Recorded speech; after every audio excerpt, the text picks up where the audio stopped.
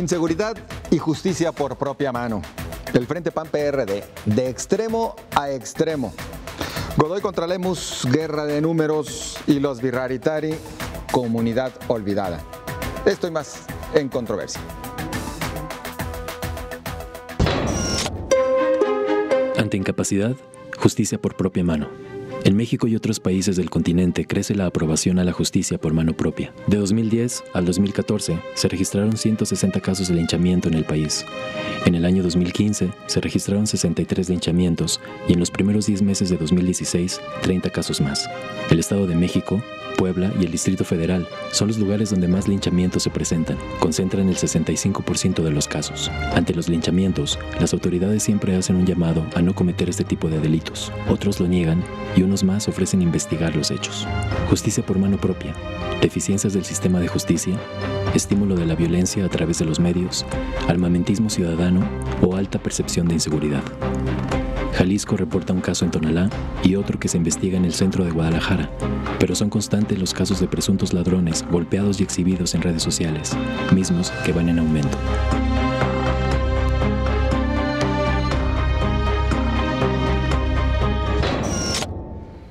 Y mientras las autoridades, particularmente las corporaciones, nos dicen que bueno, están haciendo todo el esfuerzo y que se está avanzando con el fortalecimiento de los cuerpos policíacos y demás, bueno, vemos una situación realmente complicada en esta materia.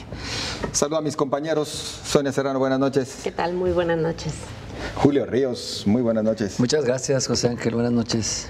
Jaime Barrera. José Ángel, buenas noches a todos. Sonia, ¿se sigue perdiendo terreno en materia de seguridad? Sí, bueno, eso no es un secreto para nadie. En el área metropolitana Caro y en Almaguer general, dicen que no. Bueno, solamente ellos los dicen. Antes decían que era nada más un asunto de percepción. Ahora ya vemos cada vez más cómo los números se van de alguna manera empatando con la percepción que hay de los ciudadanos. Jalisco está viviendo quizás su peor crisis en materia de inseguridad, en los delitos de alto impacto, en el tema del homicidio, en el tema de las desapariciones, en el tema de los feminicidios. La violencia sigue escalando, los casos de incluso violencia intrafamiliar, los delitos del fuero común. Ya la verdad es que no hay lugar a donde te acerques que no hay una historia pero inmediata de la tienda que acaban de asaltar, el que le acaban de robar el celular, el que le cristalearon el carro, le robaron el carro. Y lo más delicado, cada vez hay más el uso de armas de fuego. O sea, en los delitos más pequeños cada vez vemos más armas de fuego. ¿Qué está pasando? Pues creo que está perdiendo terreno la policía y pues el ciudadano está tratando, ante la imposibilidad de que la autoridad haga algo, pues tratando de resolverlo por su propia cuenta, ¿no?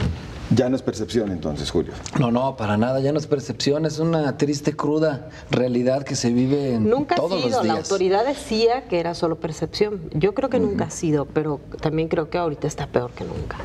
Y es que la autoridad está parece más empeñada en ocultar y en ser ineficaz, y ante esa ineficacia de las autoridades es por ello que, sin justificar que algunos están haciendo este tipo de acciones, primero pues se organizaban los vecinos en las colonias, luego vienen para patrullar o avisar alguna presencia de algún delincuente, pero luego se pasa a las autodefensas y ahora ya estamos viendo esto de los linchamientos.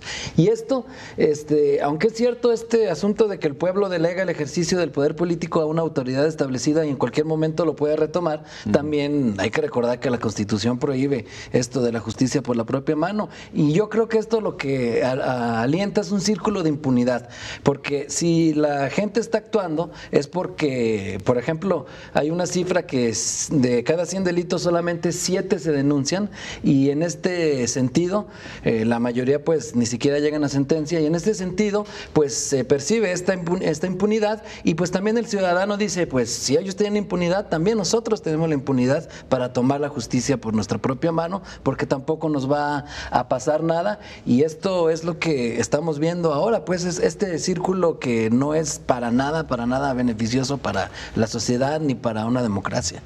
¿Qué nos lleva a hablar de este tema nuevamente aquí en Controversia? Bueno, Jaime, el domingo nos enteramos que en pleno centro de la ciudad ocurre un linchamiento. Hay varias versiones. Sí. Una, que un sujeto asalta a una mujer y bueno, los vecinos y los comerciantes de la zona, ahí en el primer cuadro, pues a golpes lo linchan. Luego hay quienes nos decían por parte de la autoridad que otra línea de investigación es que era su pareja, entraron en discusión y la familia de ella es la que lo golpea. Y ahora también nos dicen otra por parte de la policía de Guadalajara, que sí la asaltó, pero solo una persona lo detuvo y que este señor al parecer, bueno, tenía problemas cardíacos y ahí quedó, se murió el asaltante. Y hoy se sumó una cuarta versión que dice que iba la pareja, este asaltante le arrebata el bolso a la señora, el marido persigue al asaltante, pide ayuda y son los viene o los apartalugares los que alcanzan al tipo, lo someten, lo amarran y que aún así le siguen pegando hasta provocarle la muerte, ¿no? Hay cuatro versiones ahí. Y bueno, ese es un ejemplo, ha habido otros, pero ha habido también anuncios.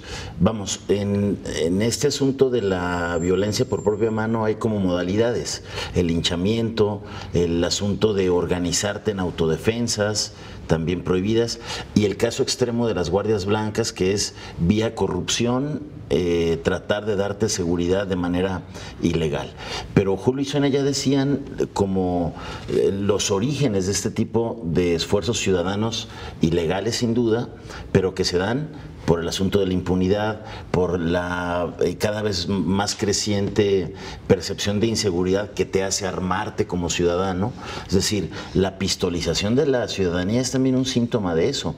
Y esta percepción de inseguridad te hace buscar estos caminos que desde luego son malas prácticas por dos asuntos fundamentales, ¿no? Y de principios. Uno, se rompe este contrato social democrático, esta convención de que le damos al Estado el monopolio de la fuerza para darnos seguridad. Y obviamente el hecho de que haya cada vez más intentos de hacerte justicia por tu propia mano, pues erosiona la parte del Estado. Y como segundo punto, por lo que debemos de evitar y exigir que la autoridad haga su función de garantizar este derecho constitucional de la seguridad a los ciudadanos, es porque lejos de disminuir los índices de inseguridad, las autodefensas, la justicia por propia mano, los linchamientos, el que la comunidad ejerza por sí misma las actividades de la policía, pues no disminuye la seguridad, sino que aumenta y reproduce la inseguridad y la violencia, ¿no? Porque amenaza la integridad de las personas. Entonces, yo sí creo que la autoridad debe hacer una revisión, revisar el grado de desconfianza al que ha llegado la gente, que cree más en la organización social, comunitaria entre sus vecinos, que en lo que puedan hacer las policías, y eso es muy grave. Y también hay una aceptación social, como ya lo esbozaban, o sea, cuando en las redes sociales se publica una nota al respecto, los comentarios son: se lo merecía, qué bueno aplauden, que sí fue, aplauden, y eso también es algo que se riesgoso, debe, exactamente, muy recordemos riesgoso. Lo que pasó en Tonalá con las mantas estas que aparecieron en una colonia en donde decían: aquí no le llamaremos a la policía, o sea, nosotros nos haremos cargo. ¿Qué pasa? Bueno, pues todo esto que se han estado peleando de una manera absurda, los responsables de la seguridad, en vez de coordinarse con relación a que si uno los captura y otro los suelta, o que si los que los capturan no están cubriendo bien con los formatos y con los requisitos que marca el nuevo sistema, pues lo que lleva al ciudadano es a pensar: bueno, ¿de qué me sirve que le llame a la policía si de todas maneras, aunque lo detengan o aunque vengan y me revisen, no va a pasar nada, ¿no? Digo, los casos que nos llegan en los medios de comunicación son muy frecuentes, que dicen: sí, vino la policía, en cuanto yo le llamé llegaron varios elementos, pero luego no pasa nada. O sea, si se metieron a tu casa, llegan, te levantan el parte, todo, revisan qué pasó, pero no sucede nada, o sea, no hay una consecuencia. igual si es un asalto, llega la policía, te toman los datos, te piden que presentes la denuncia, que luego la fiscalía sigue siendo un verdadero martirio presentar una denuncia. Entonces, pues, ¿qué hace la gente? Mejor lo resuelvo yo. Luego se viene otro caso. Las zonas donde dicen que sí están viviendo cierta tranquilidad o cierta seguridad, porque dicen, es que aquí llegaron los de la plaza y nos dijeron, ustedes tranquilos, los vamos a aplacar. Y entonces, pues la cosa está peor, porque resulta que entonces se traslada este tema de la seguridad a los grupos delictivos que mantienen el control de la zona. Pero luego pasan cosas delicadas con respecto, por ejemplo, a quienes tienen negocios en donde los de la plaza están controlando, ¿no? Que tienen que pagar una cuota por el tema de la seguridad. El Estado por ningún motivo puede permitir que ningún grupo delincuencial haga las facultades que al Estado le corresponden y que es el sentido, ¿no? Dar seguridad y cobrar impuestos. Y en muchas partes del país y del Estado, la figura de autoridad ha desaparecido justamente por esos vacíos. Son los grupos delincuenciales los que le garantizan la seguridad a la comunidad, obviamente a un muy alto precio, lleno de violaciones, porque deciden a quién dejan pasar y a quién no, a qué hora y a qué no, hacen los cobros de piso, las cobras de cuota, y pues eso no garantiza ninguna seguridad, al contrario, eso es una comunidad intimidada por un grupo que está violando la ley y pisoteando los derechos de las personas, ¿no? Mientras tanto, pues la clase política preocupada en otros asuntos, en los negocios y en las próximas campañas, y también no olvidemos que el Estado también esto sucede porque ha dejado de atender las condiciones mínimas de bienestar que deben de tener las personas, y que pues se agudizan a causa de este sistema económico tan rapaz que tenemos. A ver, el mejor ejemplo del fracaso de esta justicia por propia mano o estas modalidades de autodefensas, pues está en Michoacán. Claro. En Michoacán las quisieron oficializar. El gobierno de Peña Nieto mandó a este cuate que ahora anda coordinando el deporte, Alfredo Castillo, que terminó siendo todo un desastre. Uniformó a los del autogobierno. Aunque hay casos en que sí han tenido éxito, está el caso de Cherán y de algunas otras comunidades en son donde... excepciones. Claro. Que ya pasaban a otro esquema de otro tipo, porque hay también la obra pública, la administración de los recursos ya la realiza la comunidad. Pero capaz que eso tendría que ser lo que empiece a suceder en muchas comunidades, si no, no veo por dónde se va. Yo creo que ese modelo de autogestión puede hacer una supervisión social de la policía de mejor forma. Esperamos que ir a la pausa. Hay comentarios de ustedes y un poquito más adelante con mucho gusto les damos salida. Regresamos enseguida. Bueno, ¿a qué se deben los recientes actos de justicia por propia mano, tanto en el país como en Jalisco? Crisis de autoridad, hartazgo social o aumento de la delincuencia. Es la encuesta que ha ofrecido a usted Canal 44. Participe. GDL ahora dice: la gente ya está cansada que las autoridades no hagan nada. Por eso mismo hay tanto robo, porque no les hacen nada. Muchas gracias. A Ursúa, los asesinos están dentro del gobierno mexicano, por ello lo seguirán haciendo, cobijados con la impunidad. Gracias por su participación. Francisco Arango dice: echémonos la mano, alta y baja sociedad, para acabar con esta corrupción y mal gobierno. Vamos, todos podemos, por nuestros nietos, por ellos, dice. Muchas gracias, Francisco. Y bueno, ¿cómo avanza la encuesta? Nos dice el 19% que es crisis de autoridad, 73% hartazgo social, 8% aumento de la delincuencia. Con esto vamos a la pausa y continuamos.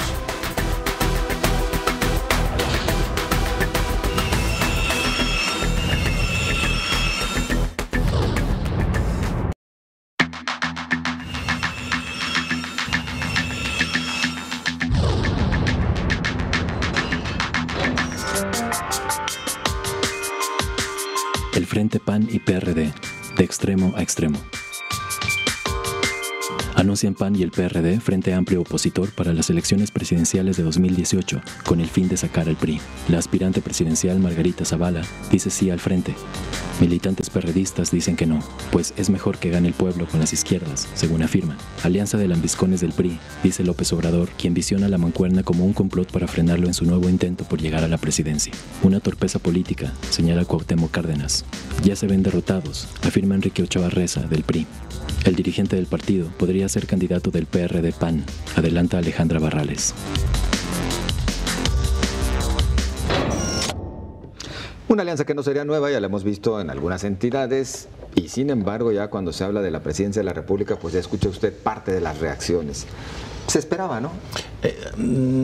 A ver, yo la siento a destiempo en dos sentidos. Una, muy tarde, porque no tuvieron el talento ni la habilidad política de hacer una alianza que les haya servido mucho y en el Estado de México, incluso les haya servido para tener alguna posibilidad de triunfo en el Estado de México. Si lanzan un buen candidato, PAN-PRD, ahí estuvieran peleando. Hoy están pensando ya en otra cosa, porque pues la candidata del PAN, Josefina Vázquez Mota, anda creo que en el cuarto lugar o tercer lugar empatado con el candidato del PRD, el señor Cepeda, que pues anda muy contento porque Andrés Manuel pues ya se le puso ahí al nivel y está discutiendo.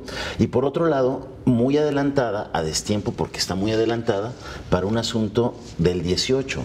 Tan adelantada que voces tanto del PAN como del PRD ya les dijeron, oigan, a ver, ustedes no pueden andar hablando ni de alianzas ni de frentes sin ver primero acá con las dirigencias, con los integrantes del partido, ¿no? Entonces la veo adelantada, incluso nunca lo plantearon así, en la rueda de prensa dijeron que sí, luego salieron a decir que no, y hoy otra vez están diciendo que no, que lo que dijeron es que es una alianza amplia, que no nada más de ellos, sino de otros partidos.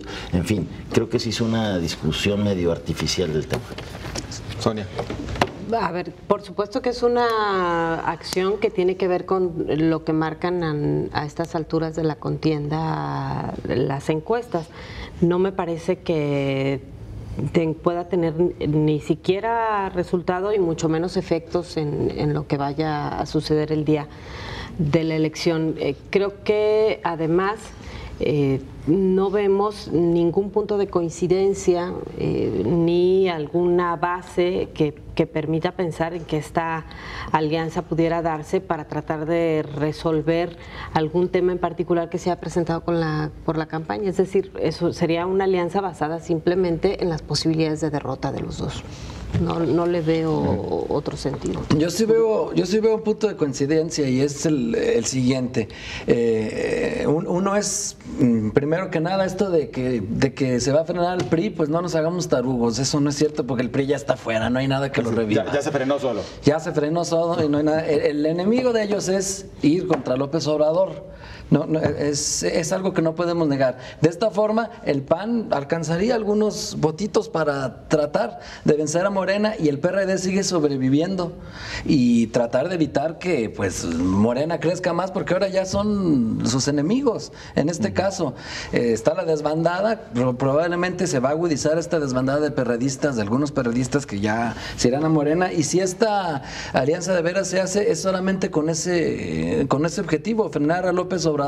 No veo yo eso de que vamos a frenar al PRI. Es totalmente hipócrita porque en el Pacto por México sí estaban unidos PAN PRD con el PRI. No creo que sea esto ¿Pero auténtico. tú crees que le pega a López Obrador esta alianza? Al revés, yo más bien creo que el PRD dinamita la posibilidad que tendría de incorporarse a una alianza de izquierda. No creo que le pegue, pero ellos creen que sí y por eso lo están haciendo. Es más bien lo que yo veo detrás, tratan de sobrevivir. El PRD es tratar de rascar plurinominales para los chuchos y para el grupo de Mancera. Pero el PAN también así ha sobrevivido en muchas entidades, tratando de agarrar las morusitas en Jalisco están administrando la derrota. Aquí en Jalisco los del PAN son expertos en administrar la derrota. A ver, pero en este caso, el PRD pues, es el que menos pierde porque ya estaba perdido.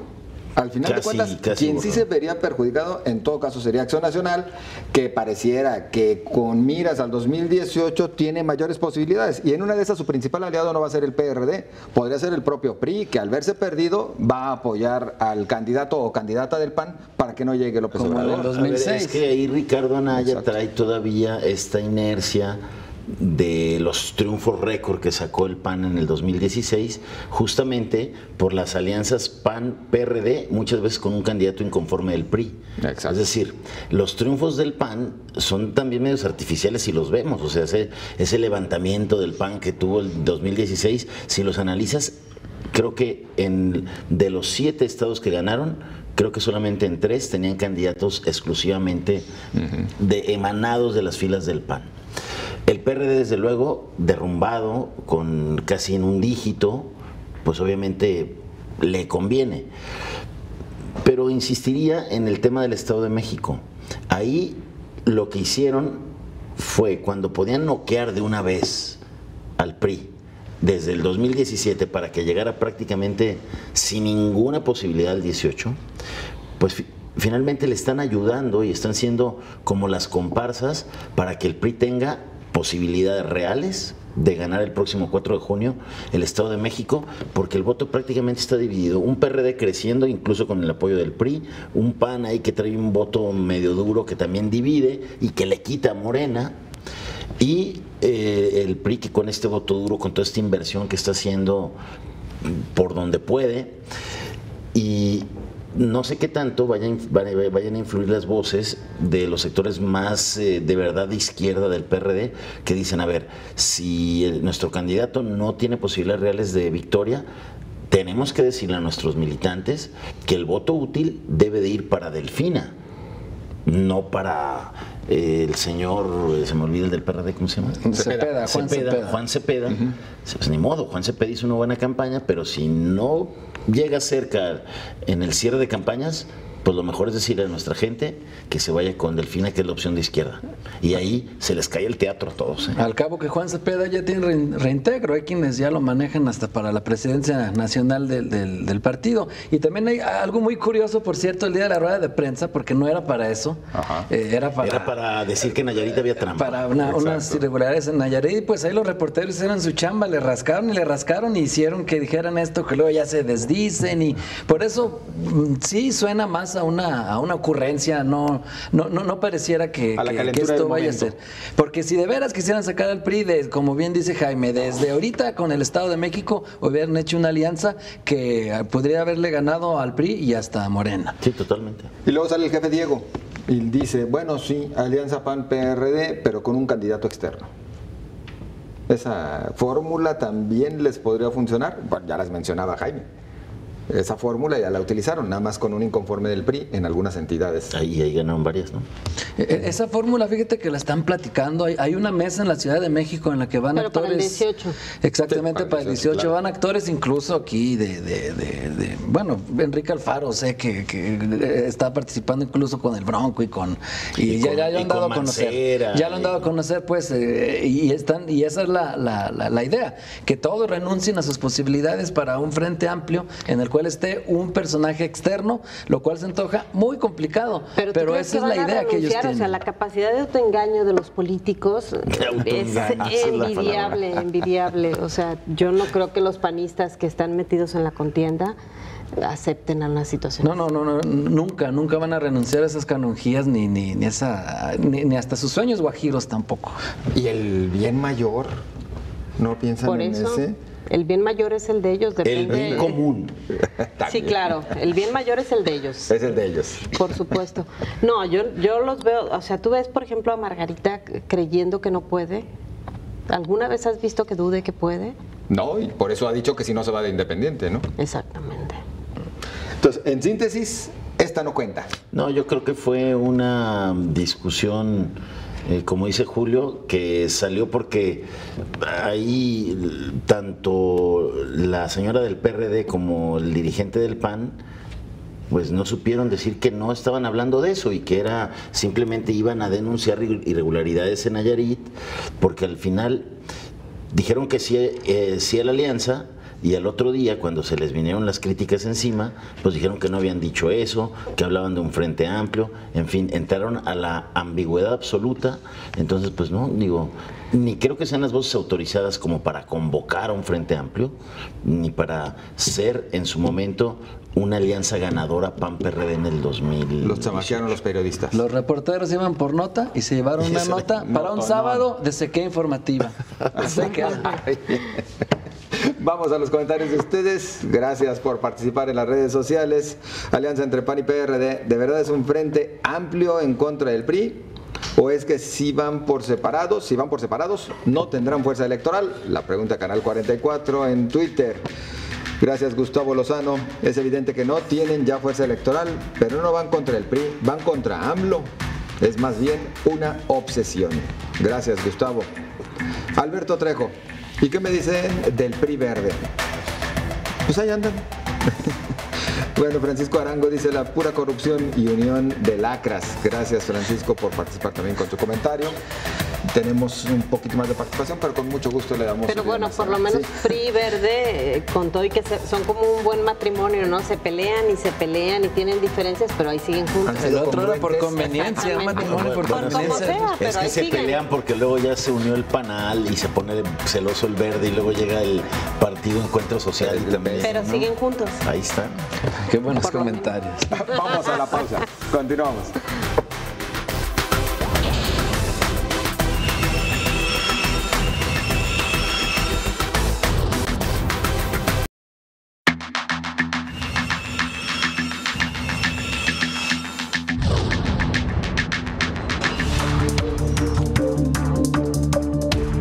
Godoy contra Lemus, guerra de números. La Auditoría Superior de Jalisco limpia cuentas de Héctor Robles, pero le finca observaciones por 1.283 millones de pesos a la administración de Pablo Lemus, en Zapopan. El 96% de las observaciones son por daño patrimonial, porque el municipio no recibió cesión de predios. Es una venganza personal, dice el alcalde Pablo Lemus. En 2011, como presidente de Coparmex, solicitó la renuncia del auditor superior del Estado, Alonso Godoy Pelayo, por actos de corrupción. El PRI en Zapopan pide aclarar señalamientos a la cuenta pública del municipio de 2015. Zapopan tuvo la oportunidad de solventar las observaciones de la Auditoría Superior del Estado en 2015 y no lo hizo por 58 fraccionamientos, señala Salvador Rizo Ayala. Bueno, y vámonos a analizar el tema. Julio, si les damos la palabra a Sonia y a Jaime, ya no te la regresan. No, adelante, Sonia, por favor. No, sí hay quienes saben de este tema. Exactamente, Sonia Serrano.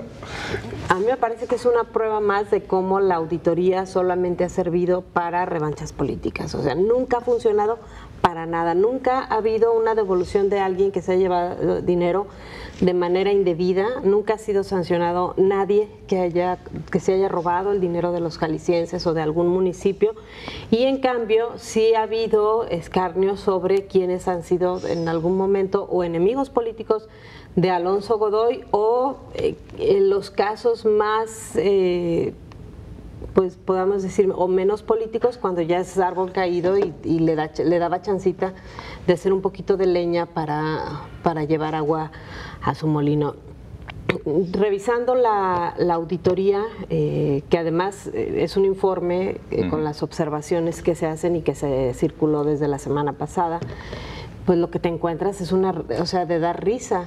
Lo que hace Alonso Godoy es revisa todos los fraccionamientos que no se han entregado en el municipio y que se construyeron desde la administración de Juan Sánchez Aldana, en la de Héctor Bielma y en la de Héctor Robles, y por los primeros 3 meses del gobierno de Pablo Lemus se los observa por inconsistencias o por irregularidades en las que ciertamente han incurrido estos fraccionamientos. Es decir, sí tendría en esa parte fundamento para ser observado.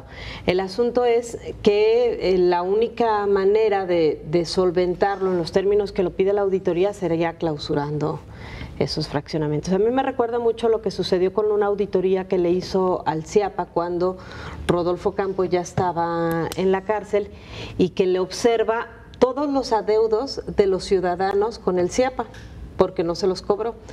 Es como si un día la Auditoría Superior de la Federación le dijera a Hacienda, pues todos los impuestos que no se han pagado, te los observo y son las irregularidades en que has incurrido. O sea, es decir, así como muchas veces le limpió las cuentas a todo mundo, bueno, hay que recordar, en Milenio publicamos, Jaime, te acordarás, aquellas auditorías dobles que se le fueron.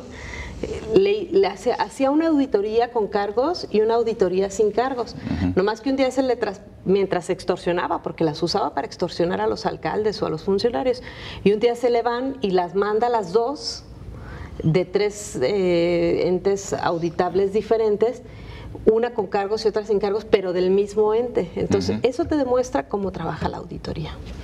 Y digo trabaja, sí. No trabajaba. A ver, independientemente de que va a ser interesante la respuesta y cómo ver qué respondió el alcalde Pablo Lemus o no para este asunto de fraccionamientos, que definitivamente ahí hay irregularidades, pero que vienen desde muchos trienios antes.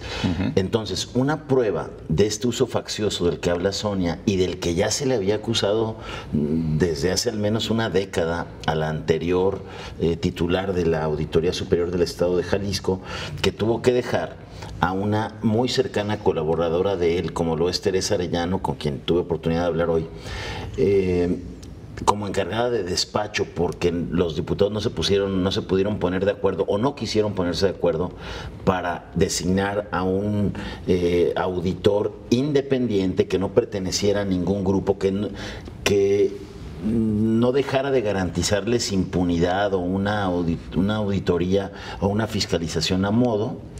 Pues se nota en el doble criterio que hay. ¿Por qué a Héctor Robles no le observó eso de los fraccionamientos? Ni al anterior, y a Pablo Lemus sí en los 3 meses. Es decir, por los antecedentes se configura esta revancha política que está leyendo y denunciando el alcalde Pablo Lemus, porque hay que recordar también, Alonso Godoy, aunque él diga que no, pretendía quedarse 7 años más en la auditoría. Le gustó el edificio que se hizo y que quería quedarse ahí. Alonso Godoy y los actores políticos, ¿no? A ver, exactamente. A ver, toda la clase política y los poderes fácticos de este Estado, les es muy cómodo una figura así y alguien que no les revise las cuentas. Pues desde luego es un paraíso de impunidad, ¿no? Entonces, las cosas no se dieron. Creo que la presión social, los cuestionamientos, la falta de reputación y de prestigio de la Auditoría Superior del Estado de Jalisco obligaron a que la clase política dijera, pues ya no hay de otra, ya no podemos darle 7 años más porque esto se nos cae.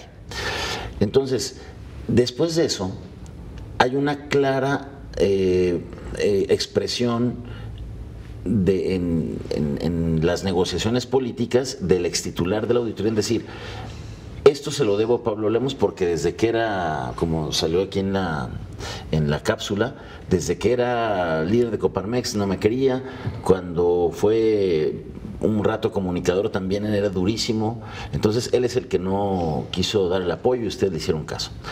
Después de eso, que el Partido Movimiento Ciudadano sale a decir que no dará más el apoyo, que no tendrá los votos para que siga o concurse, no solamente envía 6 o 10 auditores a Zapopan, siendo auditor Alonso Godoy, sino que envía 49 auditores. Desproporcionado totalmente. 49 auditores, o sea, una clara intención de revísenle hasta debajo de la lengua, ¿no? Y hoy aparece esto, pues digo, la narrativa es claramente, como diría el refrán, camina como pato, grazna como pato, hace como, pues parece una venganza política, en fin, pero vamos a ver. Pero además, Alonso Godoy defendió hasta con las uñas que no se dieran a conocer los informes de auditoría.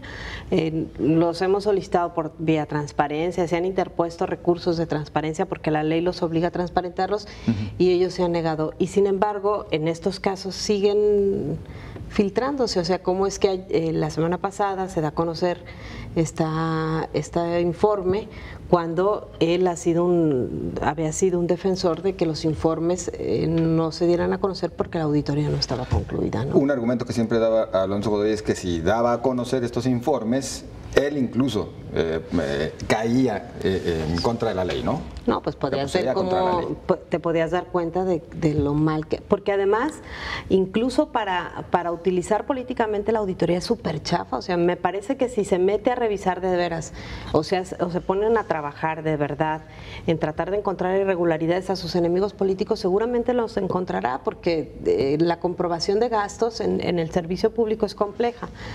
Pero como que tampoco es tan bueno, entonces pues termina sacando estas que se las tumban en el Tribunal de lo Administrativo con la mano en la cintura. Pues sí, esto es tu análisis, pero también te preguntaría, tú que estás ahí tan cerca de los señores diputados, no te vayas a contagiar.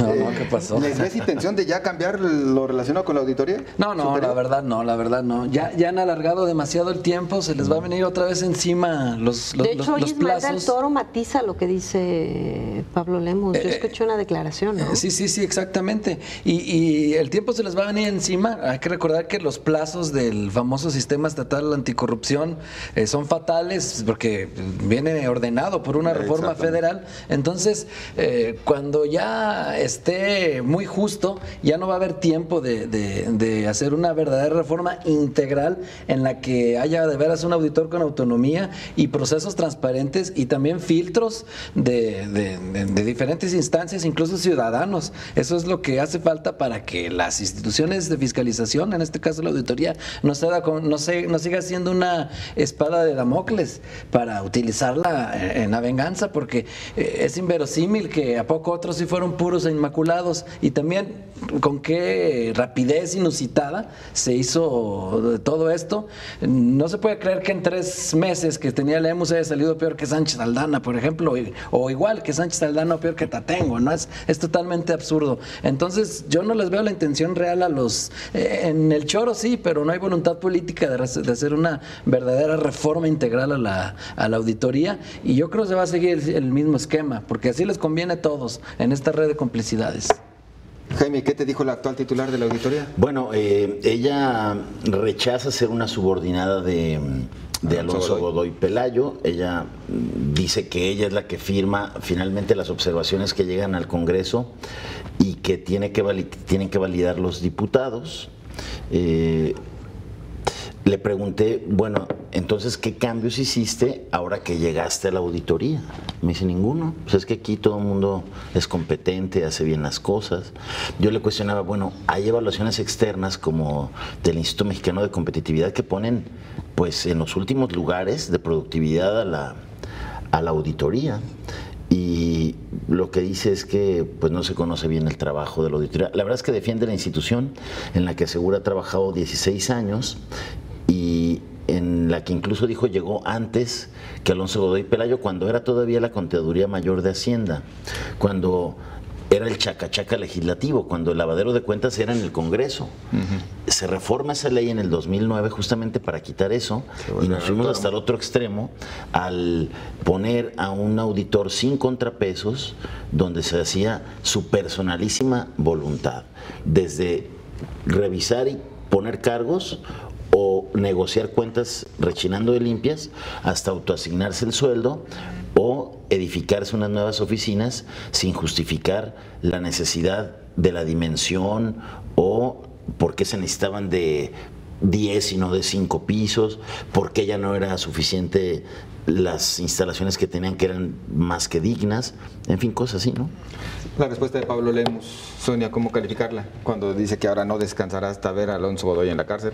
Bueno, siempre ha sido un actor que siempre ha sido crítico desde la Coparmex, de Alonso Godoy. Sí me parece que tendría que darse una investigación sobre lo que pasó con los bienes de Alonso Godoy, no solamente con esto que menciona que pudiera tener bienes en el extranjero, sino pues los recursos que recibió de manera indebida, que se conoció. Imagínate, no sabemos lo que pudo haber sucedido tras bambalinas. Si nada más de revisiones que trascendieron hubo 9.8 millones de pesos que se llevó sin que todavía nos explique por qué, simplemente porque dice que eran por prestaciones. Digo, nadie que nos escuche que tiene un empleo y que es asalariado, ganas más de prestaciones que de tu sueldo sumado en un año. Y este era el caso. Así es. Bueno, pues tenemos que irnos a la pausa. Antes, la encuesta. ¿Cómo avanza la encuesta? Gracias a ustedes que participan. ¿A qué se deben los recientes actos de justicia por mano propia, tanto en el país como en Jalisco?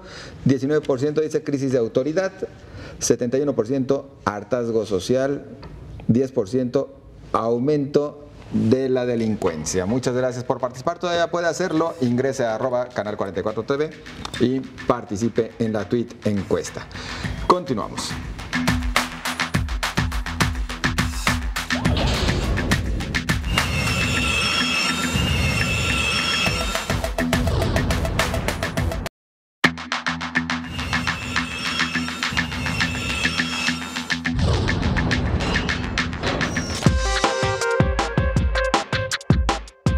Birráricas, comunidad olvidada. Asesinan a Miguel Vázquez Torres y su hermano Agustín, reconocidos defensores y promotores de los derechos indígenas Virrárica, el posible móvil de disputa de 240.000 hectáreas que comenzó en los años 70 del siglo pasado. En enero de 2017, Miguel Vázquez demandó mayor seguridad de los gobiernos estatal y federal. La comunidad se dice olvidada y una muestra es que siguen esperando el Hospital Multicultural Comunitario, anunciado el primer día de gobierno de Aristóteles Sandoval. Los Virraricari cuentan con nosotros, afirma el gobernador Aristóteles Sandoval, que anuncia 48 horas después del crimen la creación de una comisión especial, mientras que la Fiscalía se compromete a dar con los responsables. Los indígenas dudan que integrantes del cártel Jalisco Nueva Generación sean los autores materiales de los crímenes. Miguel se oponía a que se asentaran en la zona.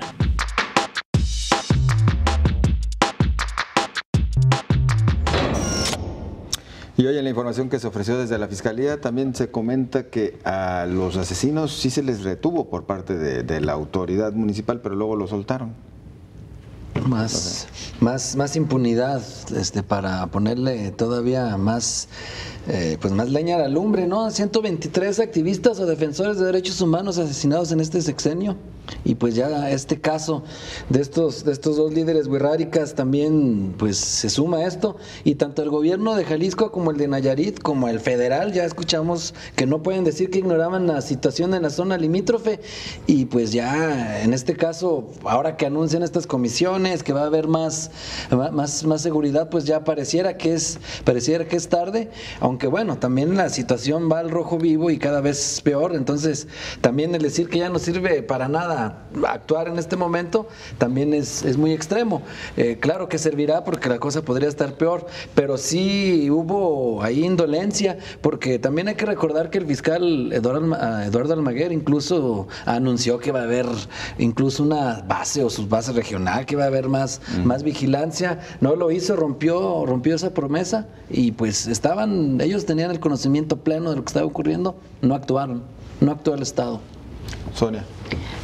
A ver, ha habido desde que se registraron los hechos del sábado distintas versiones. Creo que primero lo que trata de hacer la Fiscalía es desacreditar los hechos y desacreditar a Agustín y a Miguel Vázquez, diciendo que se trató de un pleito, como tratando, más bien un altercado, que es la palabra que utilizan en el comunicado, como tratando de señalar que era un asunto entre particulares. Luego, cuando pues empiezan a dar a conocer más detalles, sobre todo algo que resulta verdaderamente grave es que no mueren en el mismo momento, sino que primero es asesinado Agustín. Dicen que después de las diferencias que se Pero registran, es trasladado todavía con vida, ¿no? Sí, para que lo atiendan. Después de las diferencias que se registran, en lo que cuentan los indígenas, y en una nota que hoy publica Agustín del Castillo, que me parece da a conocer en Milenio,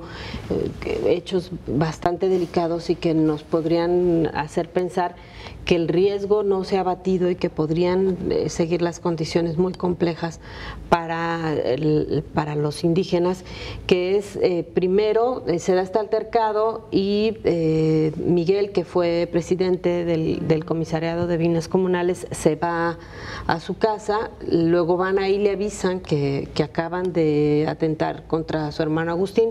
Él va al centro de salud donde era atendido y había perdido la vida, y ahí lo matan. Es decir, ni siquiera se preocuparon en huir los que cometieron estos hechos. Luego, lo que reconoce el fiscal, en el sentido de que pues no se dio aviso a la Fiscalía, no se pidió la intervención de la Fuerza Única, y que en el caso del ayuntamiento, pues como la mayoría de los ayuntamientos, le temen, por supuesto, a estos grupos del crimen organizado. Ya cuando se había dado el incidente de Guajimíc, ya se había advertido la falta de presencia de autoridades y de lo que podría derivar esto. Y lo que hoy me parece queda claro en esta publicación de Agustín del Castillo es que en medio de este conflicto entre ganaderos e indígenas, el cártel parece que encontró un momento propicio para colarse. Sí, Jaime. A ver, hay otro dato ahí. Con quienes tienen el problema son unas personas que no son de la comunidad huichola, sino que se avecindaron ahí hace unos meses. ¿Por qué? Porque está también el factor de que ese punto de la zona norte del estado es una zona clave para la distribución y para las rutas de cuando se cosecha la droga, poderla bajar a su comercialización. Estos activistas, promotores de los derechos humanos y de los derechos de los indígenas, siempre se opusieron a esa instalación y esa convivencia con estos grupos que desde luego veían como extraños y como una amenaza a la convivencia de la comunidad y todo el asunto del respeto y el uso de sus costumbres y de su cultura. Entonces, esto ya se había manifestado en una primera entrega de tierras que los juzgados agrarios han determinado que quienes han tenido, pues a veces hasta más de un siglo de posesión, pues son tierras que les pertenecen a la comunidad indígena y que se les tienen que regresar. Desde luego hay muchísima resistencia de estos grupos de poder económico que tenían el respaldo muy claro de las autoridades de Nayarit. Hoy vemos que incluso algunas autoridades municipales de Jalisco, con el concurso de los grupos delincuenciales que encontraron ahí una veta y que tienen interés en apropiarse de esa zona.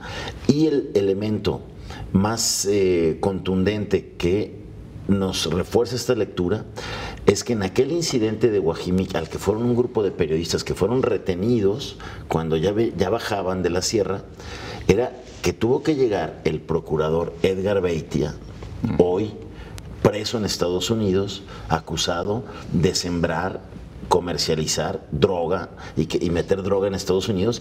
Estaba ahí y en cuanto llegó resolvió el tema, se abrieron los ganaderos e incluso hay versiones que también Agustín las ha publicado en el sentido de que el fiscal nayarita le decía a los posesionarios, ganaderos y agroproductores, oigan, muy fácil, sembrémosles droga a la comunidad indígena y ya con eso yo actúo, ¿no?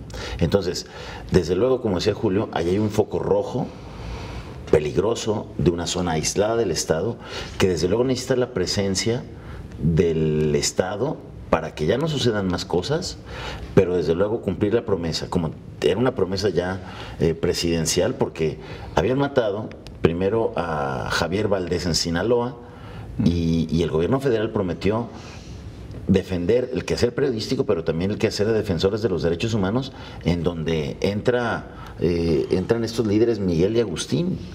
Exacto. Entonces, lo primero es que el gobierno estatal cumpla su promesa de no dejar impune y que den con los responsables de este homicidio. Bueno, pero si hablamos de abandono, homicidio doble. Y que ya no se pierda la gobernabilidad, porque claro, de por sí las cosas como están, y ese es el foco rojo que se tiene que atender inmediatamente. Si hablamos de abandono en la zona metropolitana de Guadalajara, ¿qué no decir en esta región, en la zona birrárica? Concretamente, pero para eso hay policías regionales, para eso está... hay una fiscalía regional. Bueno, pero el abandono viene incluso de todos, ¿eh? El presidente de la Comisión de Derechos Humanos, ¿cuántas veces ha ido? Ninguna. Pero hay un abandono intencional en estos conflictos. Y bueno, nada más hay que recordar también lo que había pasado con la otra comunidad indígena numerosa que hay en nuestro estado, en los nahuas, con respecto al conflicto que hay con Peña Colorada. También estamos hablando de muertos y desaparecidos. Exacto. En el caso de los huicholes, como que todavía no había escalado a ese nivel el conflicto, pero ahora vemos que... Ahí con los nahuas hubo incluso tácticas ahí de exterminio, les regalaban galletas envenenadas. ¿Por qué? Porque eran comunidades muy pequeñas que estaban sobre yacimientos riquísimos de hierro, en los que le habían echado ojo las mineras, no solamente nacionales, sino extranjeras. Entonces les urgía quitarlos de ahí. Exacto. Y hay una tensión que también fue, pues, la verdad, ignorada y no atendida durante muchos años. Urge que se vea ahí y que se dé atención. Esa es una llamada de atención dolorosa, irreparable, que se tiene que tomar en cuenta. ¿Qué se requiere? ¿La intervención del ejército? No, por supuesto que no. ¿Quién va a entrar que pueda resolver las cosas? Tiene que ser la fiscalía, tiene que ser la policía. Me parece que meter al ejército otra vez en estos puntos, y además en estos puntos tan alejados en donde ni siquiera puedes tener supervisión, sería mucho más delicado. Jaime. Es cuando también se coopta a los elementos militares. Sí, no, la militarización no es la solución.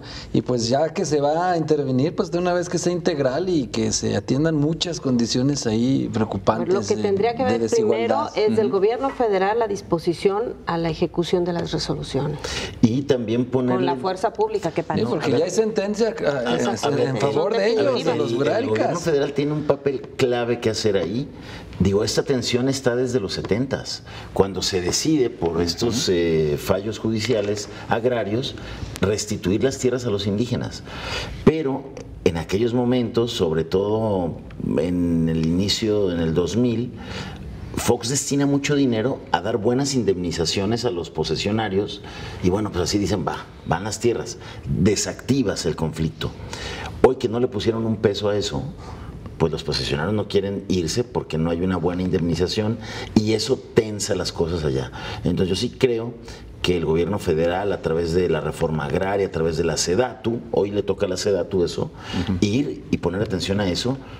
Y yo creo que el gobierno estatal también tiene que gestionar esa tensión del gobierno federal para tratar de desactivar el alto nivel de tensión y de dolor y de miedo que hay en la comunidad huichol en este momento. Es que desde el que surgieron las resoluciones se notó una tibieza total por parte de las autoridades. Sí, no hubo ninguna intención de acompañar el proceso. De hecho, claro, en lugar de ir al conflicto, la comunidad indígena decide apostar por la vía legal, la formación de estos líderes que yo insisto, afortunadamente la trayectoria que tienen y los vínculos que fueron creando impiden que se les criminalice señalando que había otras razones.